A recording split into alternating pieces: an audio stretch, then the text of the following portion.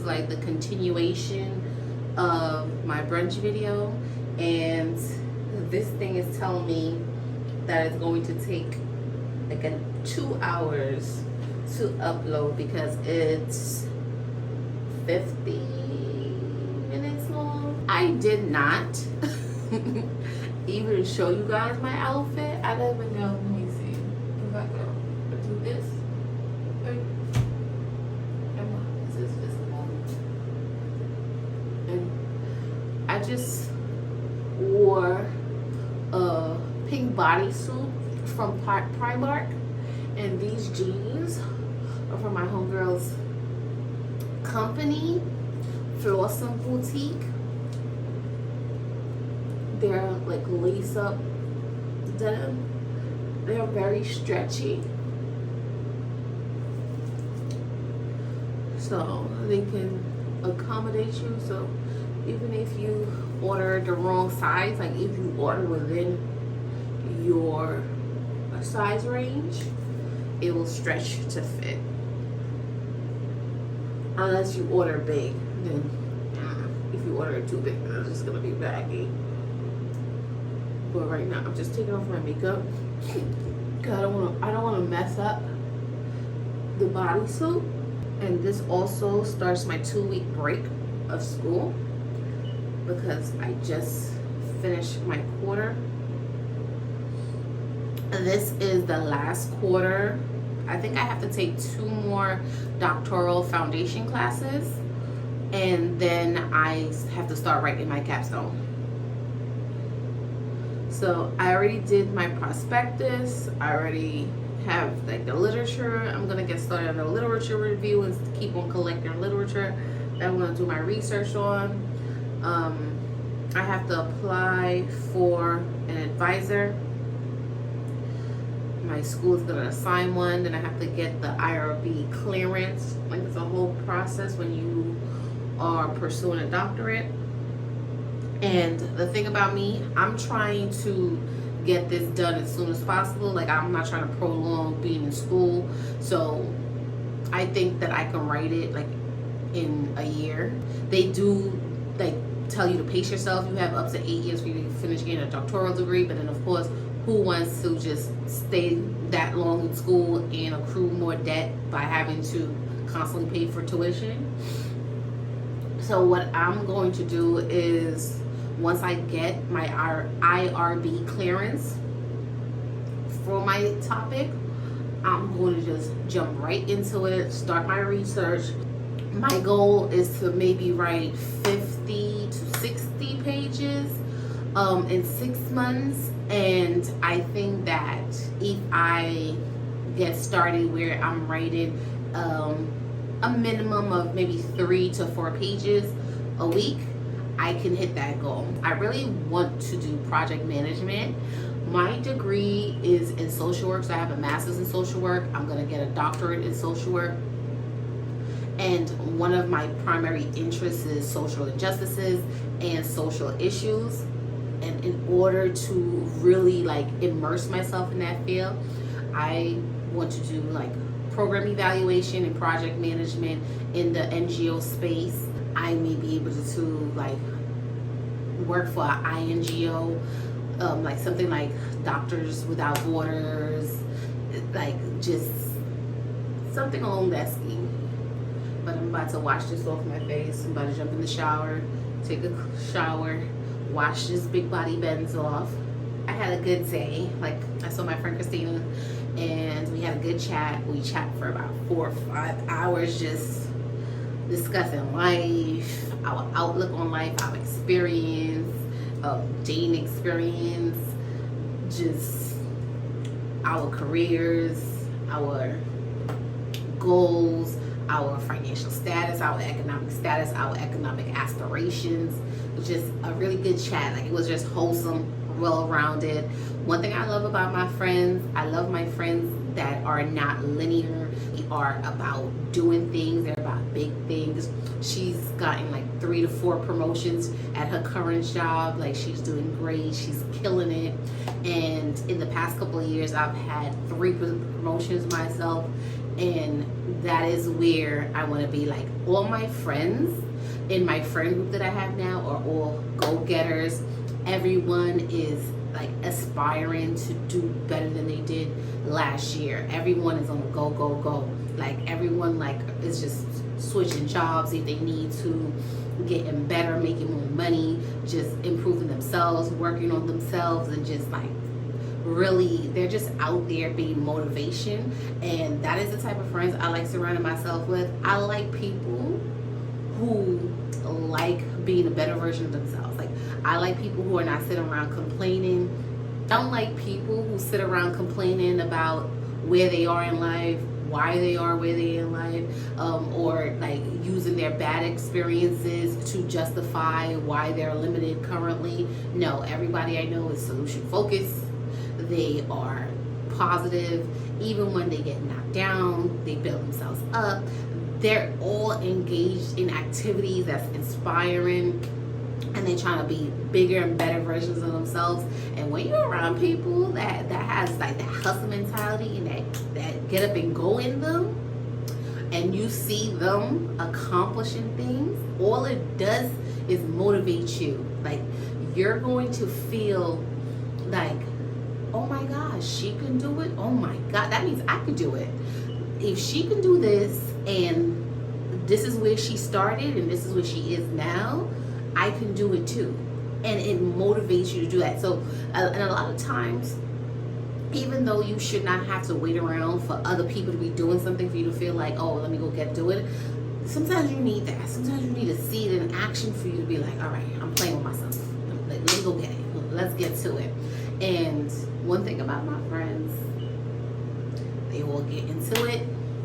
They motivate me to get to it. I know there's times when they've seen me lose everything and make it back, and they look at me like, she could do it, I could do it too. So we're all each other's motivations, and that's really what you should aspire to have in your friend groups. Like, it shouldn't be about who's doing what, whose man is doing what, who's with who, talking about people, scrutinizing people, gossiping about people. It really should be, how can we improve on an individual level, and how can we improve on a collective level?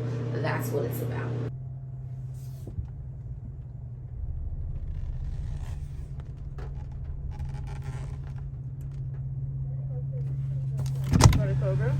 Hi, can I have a bacon, egg, and cheese on a plain bagel? And can I also have a medium passion fruit refresher made with the iced tea? Okay, bacon, egg, and cheese, plain bagel, and a medium peach passion fruit refresher. Sweet tea or unsweet? Sweet tea. Okay. That's it. Would you like to add hash browns? No, thank you. All right, total is $8.33. Have a camera ready.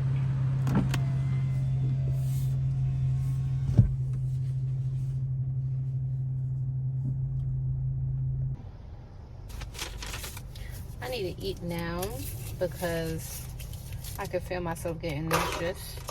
It's 9. I went to sleep at 9:30 p.m. last night.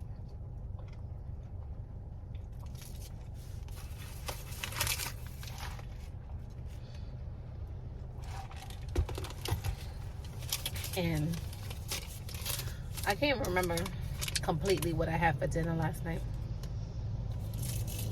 But it couldn't have been that much, because when I woke up, I wasn't really relatively hungry. And normally I try to buy, not buy, but make a cup of tea, but I didn't get a chance to. Oh, where's my hand sanitizer? Did I touch anything? Actually, I remember leaving the house. I came from the house to the car, from the car. I really didn't touch anything, but I touched the bag. The thing, the hand sanitizer is making my hands like so dry.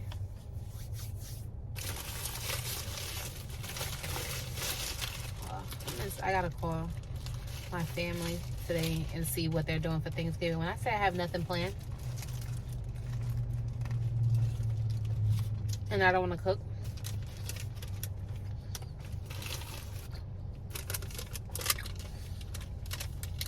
there's gonna be two options.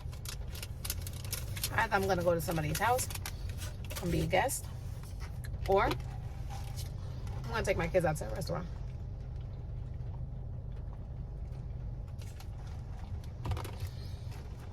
One of my friends was talking about that, about like spending the holidays in nice restaurants because they don't feel like cooking. And I was like, that's not a bad idea. I go to Aldi's.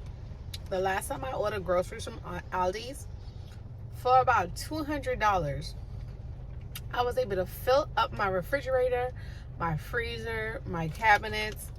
I don't know why I've never shopped at Aldi's before. If you want to save money, go to Aldi's. One of the things I do not like is the fact when you go to Publix, you put 5 things in a conveyor belt, and they calmly say to you $80, and it's like you want to go like, for what? You know how many times I went in there and I dead want to just leave the items on the conveyor belt because I'm like, this is crazy. It's funny that it's raining because I wanted to get my car washed today. This morning I was watching not car vlogs. That girl, car refill, that girl. Like, they all had the same title. Like, I guess it was a compilation of TikTok videos, but essentially it was like that girl car restock, where they show all their things that they're keeping in their car. And even though I have a little bag that I keep in the car, like I always have like a bag of like tampons, Band-Aids, Neosporin, you know, things like in case the kids get hurt. I have a garbage bag, medicine. Then of course I use jumper cables. But you know what I'm gonna get? I'm gonna get a the jump start box that the mechanics have, like they bring it out to you. I'm gonna get one of those because I don't want to like rely on another car. Like, thankfully, like I think I only needed a jump once, and coincidentally I was at the gas station, and it was like we walked to the garage and they came out with the portable box, so they just jump start the car like that, so that was great. But it was really pretty.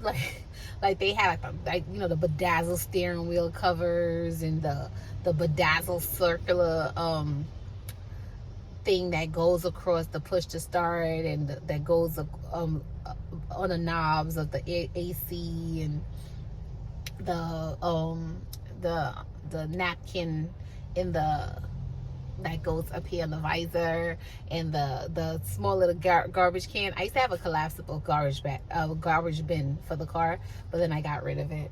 But I was just looking at it, like how they was like stocking it up, and I was like, you know what? I'm gonna keep some leather wipes, the shine spray for my tires, so a microfiber cloth for when I go to get the car wash clean. But maybe it's my age. I just prefer a sleek look. I'm becoming a minimalist in the house too. Like all that extra stuff, and that bling. A couple of years ago, like that was like the design trend. Like everything bling, like the mirrored furniture, the tufted sofas and headboards with the diamond embellishments, and now I don't even, that's not in style. Like that's gonna be the new Jesus poster. Like remember your grandma in the 90s had a Jesus poster? Like the embellishments, the tufted everything, and the bedazzled, the blinged out living room is going to be the all silver, all chrome, all shiny, all mirrored look. It's very dated. Even then, even though I loved it, like I always knew it was gonna be dated. I see that we waste so much money on little things just to make us happy in the moment, that we like moving down the road, we're not even gonna care for it. Like I think that's why as I get older, the more I buy, because I'm getting closer to retirement, it's like the less that I want to spend on certain things. I really wanted to purchase a home. Like I wanted to buy a townhouse. However, like I'm in South Florida, and even the townhomes, like I think when I first moved here, it was about, the townhomes would be like 127, 150. The newer ones would be 200,000, and you know, at the time it was like, oh, but it was still affordable, right? And I was on the road to being able to purchase my townhome. And then I kind of thought, like, I was like, maybe I don't want to be attached to anybody because, I visited a couple of people who do live in townhomes and it seems a little cramped. If I'm going to be in a house, I need space. Like, I need some space.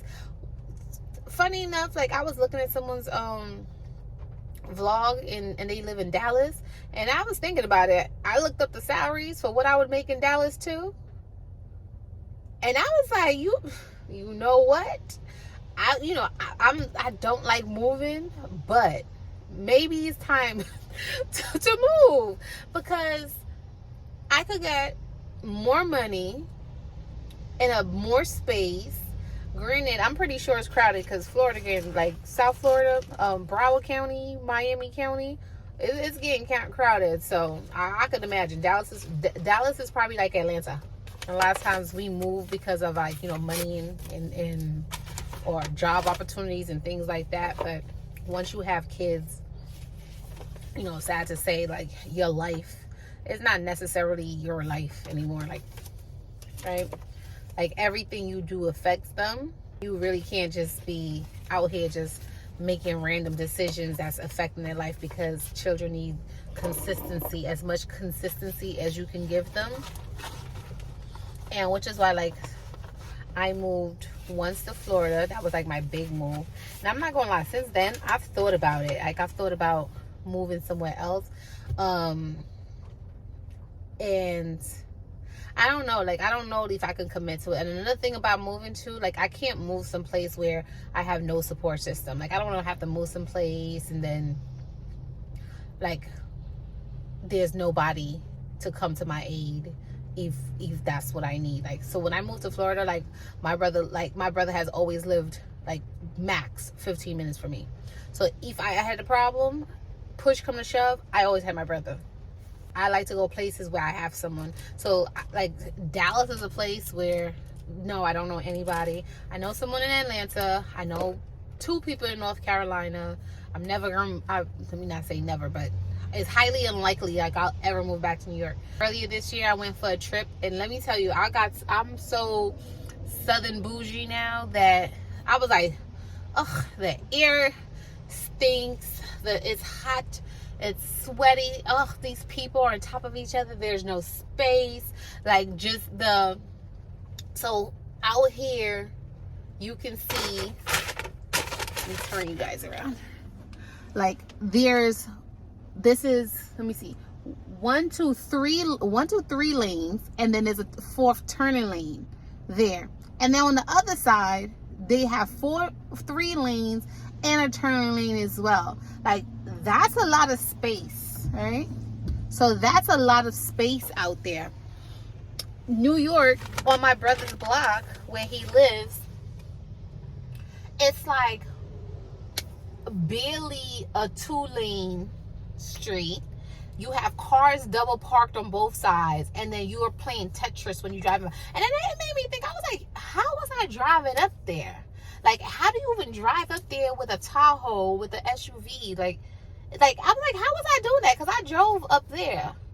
Once you move to the South, or you move someplace where there's, like, more space, you kind of realize, like,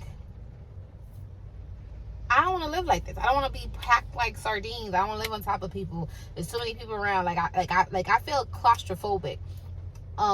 In New York, I literally used to struggle with agoraphobia all the time. On the train, taking the trains every day, taking the bus, just being around. And I never connected it to the city. I just thought it was just me. I just had overwhelming anxiety. I moved to Florida.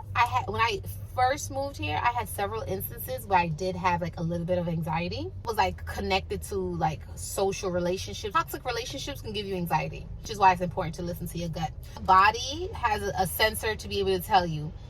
I can't tell you the last time I had an anxiety attack, a panic attack. Dude, now I get nervous. Before, I used to have full anxiety attacks, full panic attacks. Now I know like, when people go, oh, I'm nervous. I used to think they were having anxiety when people used to be like, I'm nervous. I used to think what they were describing was them being anxious. Now I realize, no. It's totally different. Because when you have anxiety and you have a panic attack, the sheer terror that you're enduring, the way your heart is beating, you have heart palpitations. I'm pretty sure somebody probably has gotten a heart attack from anxiety or having a panic attack. That your heart hurts, your head is lightheaded, you feel like you're gonna pass out, just you got the runs, your stomach is bubbly, like, and you just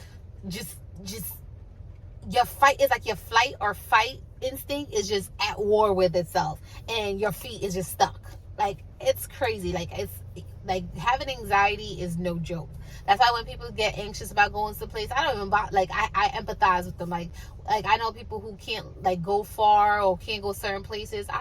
Before, like, I used to be condescending about certain things because I had anxiety, and for a person who's anxious, like I had I'm gonna say had because it doesn't bother me. I had agoraphobia. I could leave the house. I can randomly go on a ride. I can go on long rides. Before, if someone would have been like, let's say last minute, oh, Tanya, let's go to the store. Like, automatically my stomach started hurting. I guess I started getting nervous. I started getting an anxiety attack. That doesn't happen to me anymore. And it really had to do with just like watching who I allowed around me. Like, there was people that like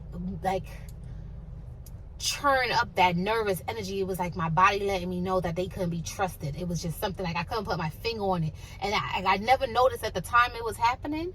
But now that they're out of my life and they're gone, like that whole, like, people who make you feel like you got to walk on eggshells, people who you feel you got to be responsible for their emotions and their feelings, like they kind of put it on you. And then, you know, one day you wake up and you realize, like, yo, you an adult, like, you in charge of your feelings. You got to regulate that. Like, that's not my responsibility.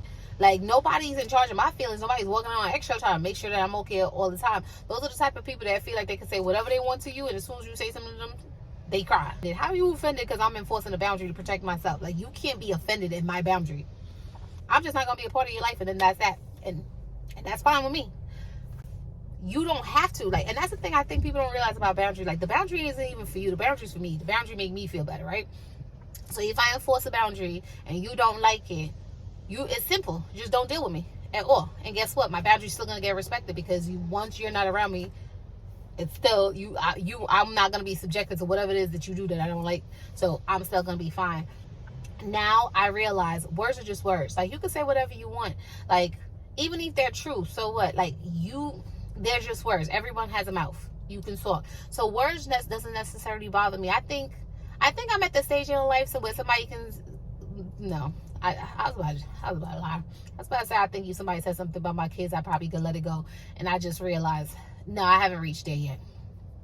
Maybe me, but not the kids. I don't think I got there yet. And I'm pretty sure people talk about my kids, but you're not going to talk about my kids to me. When you start reaching a level where you feel comfortable and you want to be at peace and you want harmony, like, the devil tries you. When I say the devil tries you, you know, in the past couple of years, how many people from my past have tried to come back? Or how many people, like, I cut people off very quickly now. Like, before, I used to be the type of person that would rationalize people's behavior, try to understand it, wait until they hurt me in a way that was, you know, I couldn't, like, they couldn't come back from. But it's like, why am I even letting you if you did something once small to hurt me, like, why am I waiting for you to do something big? That's like if you scratch me waiting for you to hit me in the head with a hammer to be like, yep, that's it, that's the one. No. Let me tell you, if you interact with me in a way that I'm like, yeah, my spirit's not taken to it, I don't even care. And what I learned too as I get older, you don't need a reason to stop talking to people. It could be, the reason is I just felt like it. And that's okay. Because the mom I had, she held on to a lot of relationships that she should not have. And I think that's the reason why, yeah, I'm not about to play that. I'm not about to be in my 50s, 60s with iffy people around me. Like, everybody, I may not agree with everybody around me, but everybody got a good heart. Even when they do wrong shit, their heart is good. So I still can rock with them. Like, it's certain characteristics everybody around me have. Nobody who's around me is selfish. When I say nobody is selfish. Like the people I call my friends, they not selfish. They all gonna sacrifice for me. They not here for one way benefit where I'm doing all the work and they just sitting there collecting it, and then they're breadcrumbing me with things so I can keep on doing things for them. And the people around me are all generous. They're all kind. They may be rough around the edges. They may be blunt in some cases. Some people might classify them as rude, but they are genuinely good people. The thing, at one point I used to say, oh, I'm a giver, I'm a giver, I'm a giver. And I realized, you know what? I just got to find other givers. And in that journey to find other givers, what I realize is takers sometimes give. Because if I know I could give you $10 and you're going to appreciate it so much that you're going to give me back $100, I have no problem giving you $10 because the return on my investment is going to be way greater. And that's something that givers need to realize.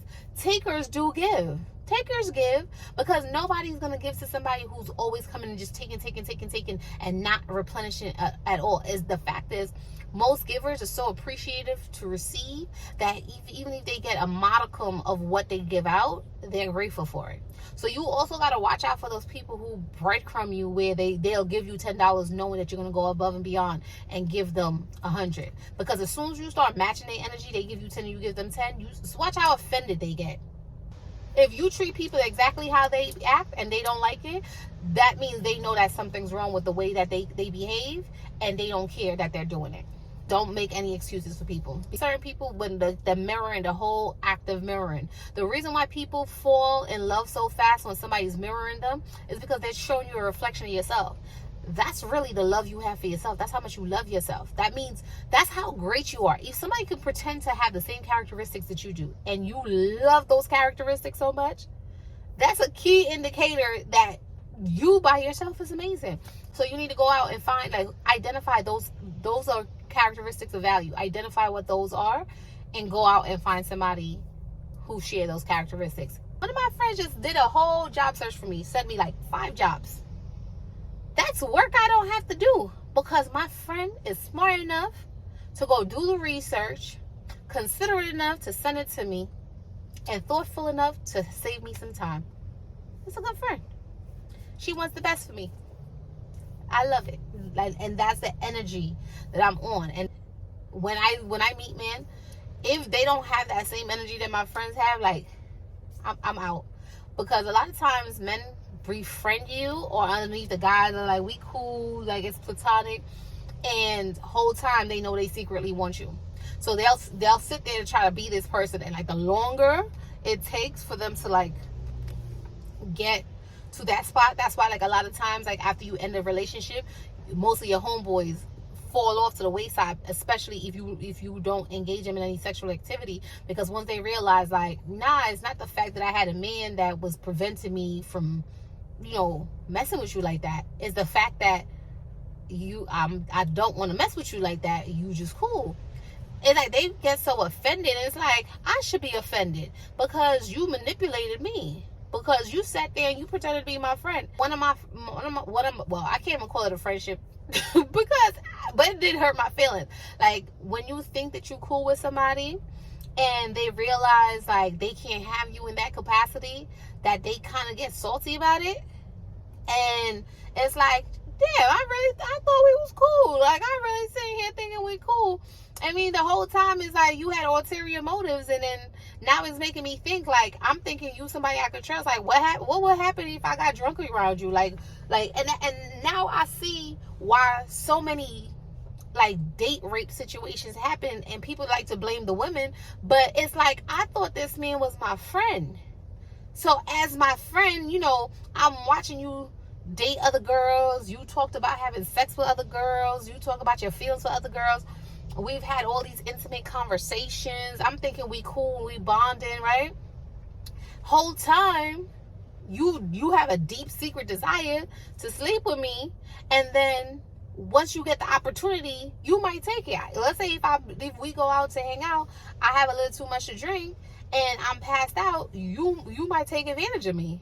and then try to rationalize it in your head because of how you feel, because you feel entitled to it, because as my friend, we've been hanging out, you've been buying me gifts or taking me out to dinner. And which is crazy that when a guy is your friend, they feel like they feel like they did something because that's supposed to make you special. And when in reality, my female friends, I buy them presents all the time. We go out to eat. We got like the amount of money that I spend when me and my friends go out to eat is crazy. Like women at brunch, it's not just the mimosas that's unlimited. It's like our pockets are unlimited too, because when we get there, we are so excited to just be around each other and have a good time. Nobody, like, even when I go out with just one friend, we get like, oh, let's get a picture because we're gonna have a picture. Because why buy by the glass? Let's get a bottle because we're gonna have a bottle. Like the way we spend, it's like, this is life. We're celebrating life, and anytime, every brunch is like, it's a celebration of life at brunch. So I spend so much money when it comes to my friends, that with my female friends, that when it comes to my male friends, or who I believe are my male friends, even if you volunteer to pick up the check, like, I'm not thinking like, oh, he likes me, that's why he's paying for it. Because guess what? Sometimes I pick up the check with my friends too. I have a friend that don't never let me pay for nothing when I go out with her. That doesn't mean she want to sleep with me. And men don't seem to understand that. Like, we look at money differently. And it's hurtful, like, when you really think like, oh, this really my friend. It turns out the whole time that this man was a snake in the grass and really trying to get in your pants. Like, it's like kind of like low-key hurtful. Like, it's like that betrayal. Like, it doesn't surprise you because it's like, oh, yeah, another man. But at the same time, you're like, oh my God, like, I want to believe, I want to have so much hope that one of you are different and never fails to disappoint. That there's like, and that now I'm at the point where I'm like, there is no such thing as platonic friendships. I just believe there's no such thing. Of course, there's a unicorn amount there. I'm pretty sure somebody's gonna be like, that's not true because whatever. I'm sure there's some unicorns out there, but those opposite. Oh, y'all beefing, But those opposite gender friendships where it didn't start off as friends with benefits or two people having sex and decided that they didn't want to be together each more. I feel like those are very rare, where you just met each other and you just care about each other as individuals and you just have that friendship. Because anytime that I've thought that, oh, this my homeboy, this my friend, we cool, how's your girl, how's your baby, that be what getting me. I be all in their lives, I be all invested. They girlfriend be coming, I be like, hey boo, and then you gonna turn around and make me look like crazy, like I'm the homewrecker because you like me the whole time. And the crazy part is they start telling you stuff like, oh, my girl don't like when I'm hanging out with you because she think we doing something. And I be like, oh, well, tell her to come. Why don't you invite her? Tell her to come. Meanwhile, he repeating it to you because he want to see what you're going to say. Because men are so tricksy, it doesn't make sense. Because the way they come, like, oh, she's jealous because of so and so, you're like, oh, bring her along. Like, why don't you bring her along? Like, she can come, and then they just be silent because they be waiting. It's like they waiting to see if you like, well, I do like you. Well, she do gotta be worried. It's like they waiting for you to say some dumb shit besides she can come along. Because one thing I'm not gonna do, I'm just like, I like things to myself. I'm the last child. I don't like hand-me-downs. I like my own stuff. I like everything to myself. That I'm not gonna do is be second fiddle to some other woman. I'm not gonna let no man put me on their roster, like, where you my everything, you her everything, and we are options. Absolutely not. Didn't even ask me what I wanted. You made dumb assumptions. Clearly not your forte.